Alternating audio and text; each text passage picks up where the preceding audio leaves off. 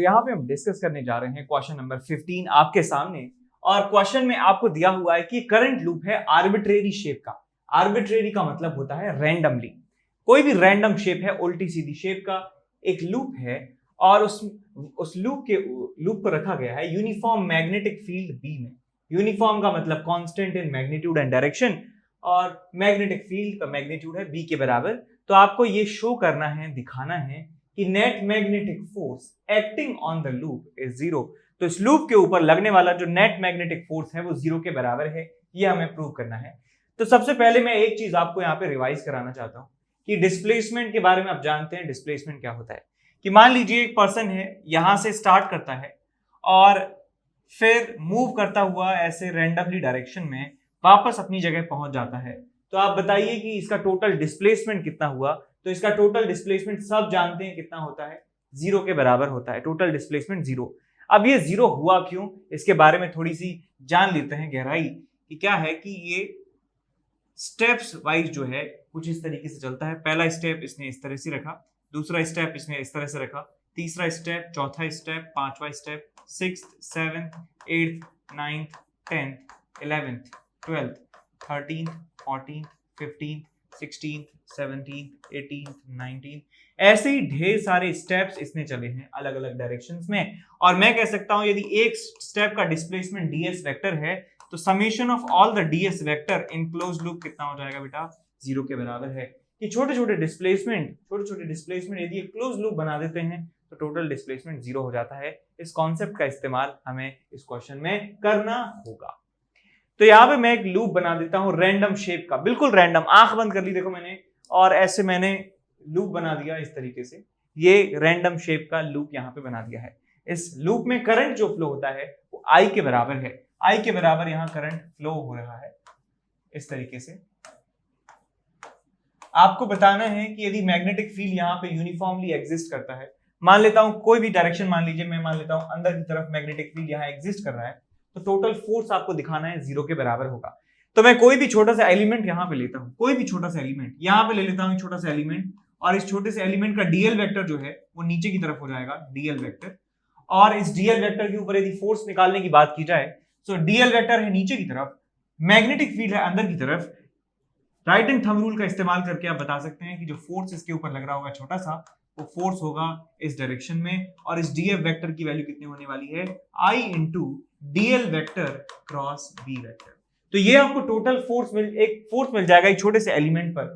अब मैं जितने भी एलिमेंट्स हैं उन सारे एलिमेंट्स पर लगने वाला जो फोर्स है वो ऐड कर रहा हूं। तो मैं नेट फोर्स यहां पे लिखूंगा, net force is equals to I D L, मान लीजिए इसका डीएल जो है DL1 के बराबर है, DL1 vector cross B plus I into DL2 vector cross B vector. देखिए बी तो कांस्टेंट है लेकिन DL वेक्टर जो है वो कांस्टेंट नहीं है, बिकॉज वेक्टर जो है लेंथ के साथ उसकी डायरेक्शन भी इंपॉर्टेंट होती है।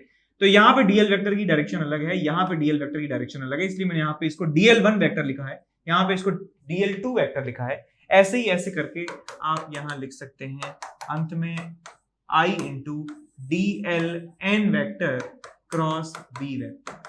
अब इस पूरे एक्सप्रेशन को मैं लिख सकता हूं कि I into DL1 vector plus DL2 vector plus DL3 vector plus so on up to DLN vector. और यहां पे आपको मिल जाएगा इस होल ब्रैकेट का क्रॉस जो है B से आप कर सकते हैं। तो आप यहां देखिए बेटा, जो डिस्प्लेसमेंट वाली बात मैंने बताई थी स्टार्टिंग में आपको, तो ये जो टोटल डिस्प्लेसमेंट है, ये टोटल डिस्प्लेसमेंट है। ये डीएल वेक्टर इन सब का समीशन है। डीएल वेक्टर छोटी सी लेंथ वेक्टर, छोटी सी लेंथ वेक्टर, छोटी सी लेंथ वेक्टर, छोटी सी लेंथ वेक्टर, छोटी सी लेंथ वेक्टर, छोटी सी लेंथ वेक्टर, ये सारे डीएल वेक्टर यदि एक क्लोज लूप बना रहे हैं तो उनका समीशन कितना हो जाएगा, जीरो के बराबर। तो ये वाली जो टर्म है बेटा ये कितनी हो जाएगी आपके पास, जीरो के बराबर। और आप कह सकते हैं कि जो टोटल फोर्स आपको यहाँ पे मिल रहा है that is also equal to zero. तो फोर्स जो है जीरो के बराबर आपको यहाँ पे मिल जाएगा। ठीक है बात। क्वेश्चन नंबर 16 है, हम सॉल्व कर रहे हैं इसको। क्वेश्चन में आपको दिया है कि prove that the force acting on current carrying wire joining two fixed points A and B in a uniform magnetic field is independent of the shape of wire। Question के मुताबिक दो पॉइंट्स हैं हमारे पास, पॉइंट है A और point है हमारे पास B. इन दोनों पॉइंट्स ए और बी को ज्वाइन करने वाला एक वायर है जिसका शेप है कुछ भी है, ये शेप है इस वायर का। तो आपको ये बताना है कि इस यूनिफॉर्म मैग्नेटिक फील्ड में रखे हुए वायर में यदि करंट फ्लो हो रहा है तो उसके ऊपर लगने वाला जो फोर्स है वो इस शेप पर डिपेंड नहीं करता है। इस वायर पर लगने वाला फोर्स शेप पर, इसकी शेप पर डिपेंड नहीं करता है। ये बात हमें प्रूव करनी है। तो मैंने मान लिया कि मैग्नेटिक फील्ड यहां पर एग्जिस्ट कर रहा है अंदर की तरफ और वो यूनिफॉर्म है बी, उसका मैग्नीट्यूड मान लेता हूं। करंट इस वायर में आई के बराबर में मान लेता हूं। अब इस वायर पे फोर्स निकालने के लिए मैं क्या करूंगा, इस वायर को छोटे छोटे सेक्शंस में डिवाइड करेंगे। इस वायर को छोटे छोटे सेक्शंस में डिवाइड करेंगे तो एक छोटा सा पार्ट जो है उसको मैं कह देता हूं डीएल वेक्टर के बराबर, जो करंट की डायरेक्शन में होगा। डीएल वेक्टर इधर है, मैग्नेटिक फील्ड अंदर की तरफ है, एल क्रॉस बी जो है लेफ्ट डायरेक्शन में होने वाला है, तो इसके ऊपर फोर्स लगेगा डी एफ वेक्टर के बराबर। ऐसे ही यहां पे एक छोटा सा एलिमेंट में लेता हूं डी एल वेक्टर, तो इसके ऊपर जो फोर्स लगने वाला है वो लगने वाला है डीएल इधर है, बी अंदर है, डीएल क्रॉस बी इस तरफ लगेगा डी एफ के बराबर फोर्स। ऐसे यहां पे एक एलिमेंट लेता हूं डीएल वेक्टर, तो इस पे फोर्स लगेगा डी एफ इस तरफ। तो ऐसे ही जितने भी आप एलिमेंट्स लेने वाले हैं उन पर आप फोर्स दिखा सकते हैं डी एफ वेक्टर किस तरीके से लग रहा है। यदि मैं इन सारे फोर्सेस का समेशन कर देता हूं, वेक्टर समेशन, तो मुझे टोटल फोर्स इस पूरे वायर पर मिल जाएगा। तो यहां पे हम लिखते हैं कि टोटल फोर्स इस वायर पर कितना होगा, तो F total is equals to D F one vector, क्योंकि वेक्टर्स, ये जो फोर्स वेक्टर है इसकी डायरेक्शन अलग अलग है, इसका मतलब है सारे वेक्टर्स भी अलग अलग हैं, तो इसलिए मैं डी एफ वन वेक्टर नाम ले रहा हूं। D F two vector plus D F three vector plus D F four vector plus D F five vector plus so on up to D F N vector. यदि इसको n number of छोटे छोटे elements में divide कर दिया है तो D F N, nth element पर लगने वाले छोटा सा फोर्स का वेक्टर तक हमें इसका समेशन लिखना होगा। अब इसकी वैल्यू लिखिए बेटा, कितनी आएगी, आई। पूरे वायर में करंट आई है तो हर एक छोटे छोटे एलिमेंट से भी करंट आई के बराबर ही पास होगा। और यहां लिखेंगे हम D L one vector cross B plus I into D L two vector cross B vector plus I into D L three vector cross B, और आपको मिलेगा plus I into D L four vector cross B, so on up to D F N. तो ये total summation मैंने लिख दिया है forces का। अब यहां पे आप देख सकते हैं बिकॉज जो मैग्नेटिक फील्ड है वो यूनिफॉर्म है, तो आपको नेट फोर्स की वैल्यू मिलने वाली है। नेट फोर्स जो आपको मिलेगा, net force is equals to I into summation of all the DL vectors, DL one vector, DL two vector plus DL three vector plus so on up to DL N vector, और यहां पे आपको मिलेगा cross B vector. अब ये देखिए बेटा, ये ध्यान से देखिए, छोटे छोटे जितने भी आपके पास लेंथ के एलिमेंट्स हैं, DL one vector, DL two vector, DL three vector, यहां देखिए DL one vector, DL two vector, DL three vector, DL four vector, DL five, DL six, DL seven, DL eight, DL nine, DL ten, DL 11, इन सारे vectors का यदि आप summation करेंगे तो आपको मिलने वाला है यहां से यहां को ज्वाइन करने वाला वेक्टर। ये ए बी वेक्टर जो है, this is nothing but the L vector. L vector इसे कहते हैं। इन सारे वेक्टर्स का जो समेशन होने वाला है वो इस वेक्टर के बराबर होने वाला है, एल वेक्टर के बराबर। यदि आपको ये समझने में दिक्कत आ रही है तो आप इसे ऐसे समझिए कि मान लीजिए डिस्प्लेसमेंट जो है, मैं डिस्प्लेसमेंट क्वांटिटी के सहायता से आपको वेक्टर एडिशन सिखाता हूं। देखिए, मान लीजिए आपके पास कोई पर्सन है, पर्सन ए, और यहाँ पे एक दूसरा पर्सन है, पर्सन बी। पर्सन ए जाता है पर्सन बी से मिलने, लेकिन गलियों में घूम घूम के जाता है, तो ये कदम कदम बढ़ाता है, छोटे छोटे स्टेप्स लेता है इस तरीके से, और अंत में पहुंच जाता है यहां पर। तो यदि कोई आपसे पूछे कि डिस्प्लेसमेंट कितना है तो इसका टोटल बताइए, तो आप क्या कहेंगे कि यहां से यहां तक की जो शॉर्टेस्ट डिस्टेंस है, this is the displacement total, this is the total displacement. और वो डिस्प्लेसमेंट आया कैसे कि जितने भी छोटे छोटे यहाँ पे कदम इसमें चले थे उन सब का समीशन यदि कर देते हैं तो एस वेक्टर के बराबर आपको टोटल डिस्प्लेसमेंट मिलता है। बिल्कुल सिमिलर सिचुएशन यहाँ पे है कि इन सारे डीएल वेक्टर्स को यदि ऐड कर दिया जाएगा तो आपको ए बी वेक्टर मिलने वाला है, और ए बी वेक्टर कि जो मैग्नीट्यूड है वो एल वेक्टर के बराबर है। तो यहां पे हम लिख देंगे कि this is I into L A B vector cross B vector. अब ये फोर्स आ गया बेटा।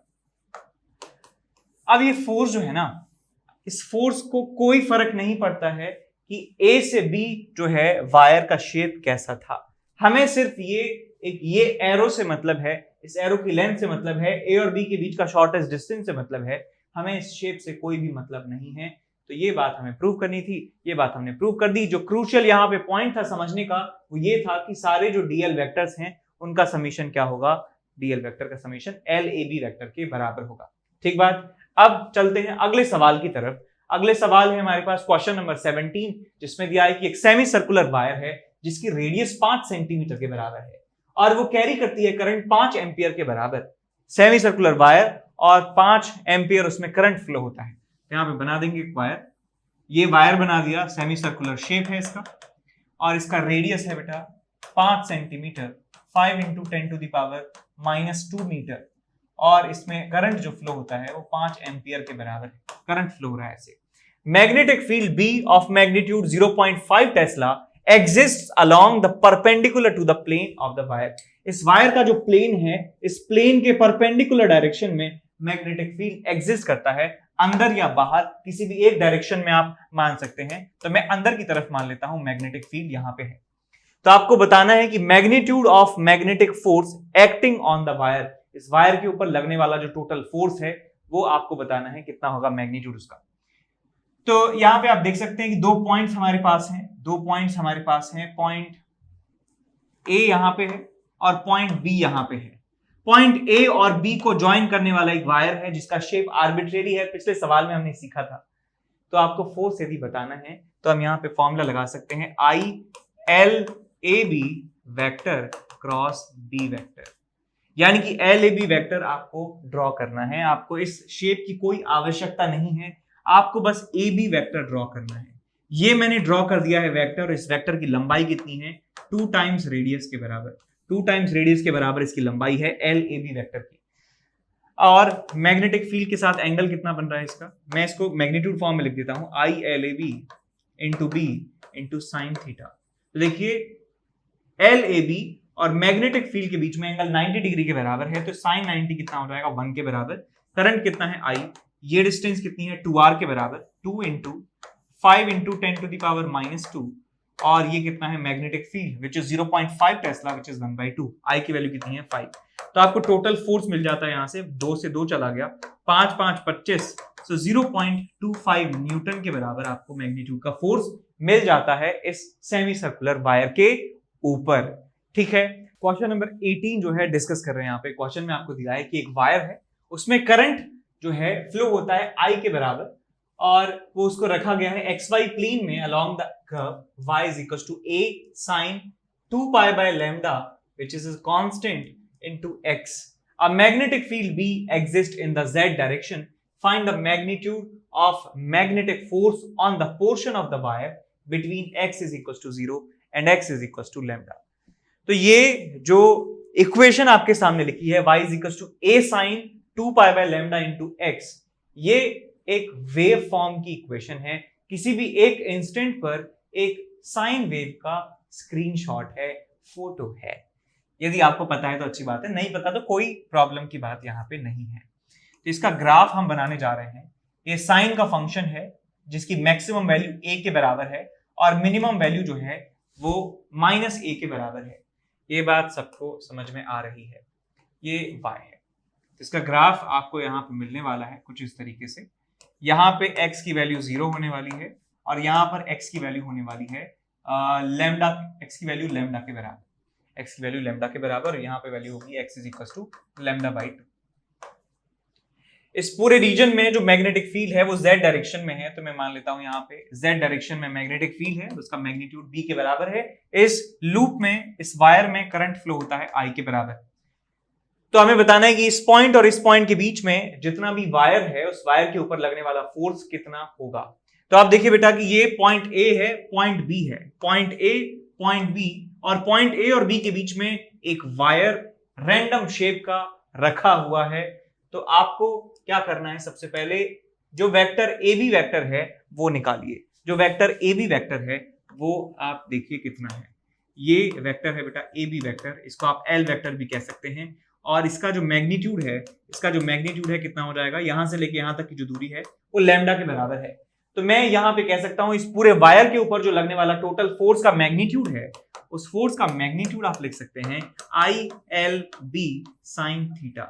एल वेक्टर और मैग्नेटिक फील्ड के बीच में एंगल कितना है, एल वेक्टर है ऐसे, मैग्नेटिक फील्ड है ऐसे, दोनों के बीच में जो एंगल है वो 90 डिग्री के बराबर है। तो यहाँ पे साइन 90 कितना आ जाएगा, 1 के बराबर। तो आपको मिलेगा आई, एल की वैल्यू है लैम्डा और मैग्नेटिक फील्ड कितना है बी के बराबर। तो आपको मैग्नीट्यूड ऑफ फोर्स मिल जाएगा आई लैम्डा बी के बराबर। अब चलते हैं अगले सवाल की तरफ, दैट इज क्वेश्चन नंबर 19, जिसमें दिया है कि एक रिजिड वायर है, consist of semi circular portion of radius R and 2 straight sections.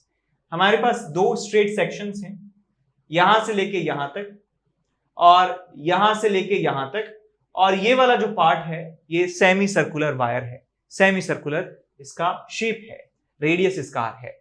Wire को पार्शियली इमर्ज कर दिया जाता है परपेंडिकुलर मैग्नेटिक फील्ड बी में as shown in the figure. So magnetic field यहां पे बी है और इसका कुछ पार्ट बाहर है, कुछ पार्ट इसका अंदर है। वो लंबाई आपको बताई नहीं गई है, आपसे पूछा गया है find the magnetic force on the wire if it carries current I. यदि ये आई के बराबर करंट कैरी करता है तो आपको बताना है कि टोटल फोर्स कितना लग रहा होगा। तो यहां पे मैं नाम लिखने वाला हूं कि वायर ए है, पॉइंट ए है, ये पॉइंट है बी, ये पॉइंट है सी और ये पॉइंट है डी, ये पॉइंट है, ठीक। तो जो वायर डी ए है, जो वायर डी ए है, मैं इसके ऊपर फोर्स निकालूंगा। जो वायर ए बी है मैं इसके ऊपर फोर्स निकालूंगा, और जो मेरे पास वायर बी सी है उसके ऊपर मैं फोर्स निकालने वाला हूं। तो मैं यहां पे लिखूंगा force on wire D A plus force on wire A B plus force on wire आपके पास है बी सी। इन तीनों वायर्स के ऊपर जो टोटल फोर्स होगा that is the total force on the whole this system. अब यहां देखिए बेटा, वायर डी ए की बात करें तो डी ए के में जो करंट है वो आई के बराबर है इस तरफ, एल वेक्टर हो गया इस तरफ और मैग्नेटिक फील्ड है अंदर की तरफ। सो आई एल क्रॉस बी से देखें तो इस वायर, इस स्ट्रेट वायर के ऊपर जो लगने वाला फोर्स है वो लेफ्ट डायरेक्शन में होने वाला है। मैं कह देता हूं एफ नॉट के बराबर उसकी वैल्यू होने वाली है। और इस वायर के ऊपर देखें, इसमें करंट नीचे की तरफ है। सो करंट है नीचे, यानी एल वेक्टर बीसी वेक्टर नीचे की तरफ है और मैग्नेटिक फील्ड जो है वो अंदर की तरफ है। सो आई एल क्रॉस बी यदि देखें तो वो परे की तरफ है, इस डायरेक्शन में फोर्स लग रहा है। मैं कह सकता हूं कि दोनों आइडेंटिकल वायर हैं, आइडेंटिकल करंट्स हैं, आइडेंटिकल मैग्नेटिक फील्ड है, बस सिर्फ डायरेक्शन की जो है उसमें फर्क है दोनों में डायरेक्शन का। तो मैं कह सकता हूं ये फोर्स और ये फोर्स आपस में एक दूसरे को कैंसिल आउट कर देंगे, तो ये और ये दोनों मिलके क्या हो जाएंगे, 0 के बराबर। This plus this is equals to 0। तो हमारे पास जो नेट फोर्स बचा है that net force is equals to force on wire A B. जो ए बी के ऊपर फोर्स है वही नेट फोर्स हमारे पास है। अब देखिए वायर ए और बी जो है ये सेमी सर्कुलर शेप का है। सेमी सर्कुलर शेप हमारे लिए रैंडम शेप हो गया है।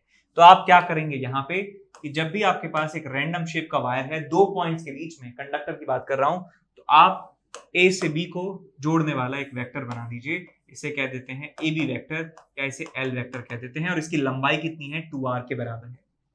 तो आप यहां पे इस पूरे वायर को रिप्लेस कर सकते हैं एक वायर यहां से लेकर यहां तक, ठीक। तो मैं फोर्स चाहे निकालूं इस वायर के लिए, चाहे मैं फोर्स निकालूं इस वायर के लिए, दोनों आइडेंटिकल फोर्स आते हैं। ये बात हम सीख चुके हैं, हमने प्रूव भी कर दिया है एक क्वेश्चन में। देखिए बेटा, इस वायर में करंट ऐसे है और मैग्नेटिक फील्ड जो है वो अंदर की तरफ है, एल वेक्टर है ऐसे, मैग्नेटिक फील्ड है ऐसे। तो एल क्रॉस बी जो है ऊपर की तरफ आपको देखने को मिलेगा। तो इस वायर के ऊपर की तरफ फोर्स लगेगा जितना, उतना ही फोर्स इस पे भी लग रहा होगा और उस फोर्स की वैल्यू होगी I L B sine 90। I L A B into B into sine 90। Sine 90 क्यों आया? बिकॉज एल वेक्टर और मैग्नेटिक फील्ड के बीच में एंगल 90 डिग्री के बराबर है। तो यहां पे आपको आंसर मिलेगा I into 2r into B, I into 2r into B, 2IRB। ये आपको आंसर में मिल जाएगा। तो टोटल फोर्स कितना आएगा 2IRB के बराबर।